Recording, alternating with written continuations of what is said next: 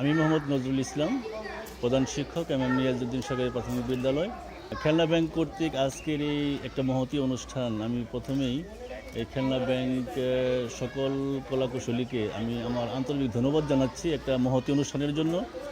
আসলে আমাদের প্রত্যন্ত গ্রামে যে সমস্ত স্কুল, এখানে হতদরিদ্র পরিবারের সন্তানরা বেশিরভাগ লেখাপড়া করে।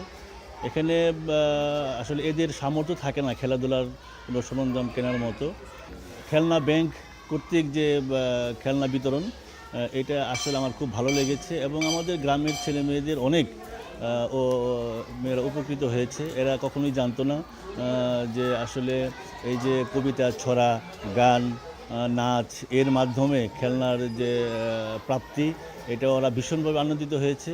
এবং আমি মনে করি যে আমাদের প্রাথমিক বিদ্যালয়েও কারিকুলাম অ্যাক্টিভিটিসের প্রতি যথেষ্ট গুরুত্ব দেওয়া হয়েছে।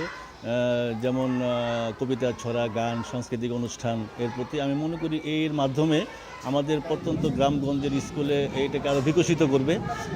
আমি কামনা করি যে এরকম আরও মহতী উদ্যোগের মাধ্যমে গ্রামে গঞ্জের এই সমস্ত প্রত্যন্ত অঞ্চলের বিদ্যালয়গুলোতে যদি গরিব ছেলেমেয়েদের মাঝে এরকম মহৎ উদ্যোগ নেওয়া যায়, তাহলে আমাদের সে প্রাথমিক স্তরের সাংস্কৃতিক দিকটা আমার মনে হয় অনেক উন্নতি লাভ করবে। আমি সর্বোপরি এই সংগঠনকে আবারও ধন্যবাদ জানাচ্ছি।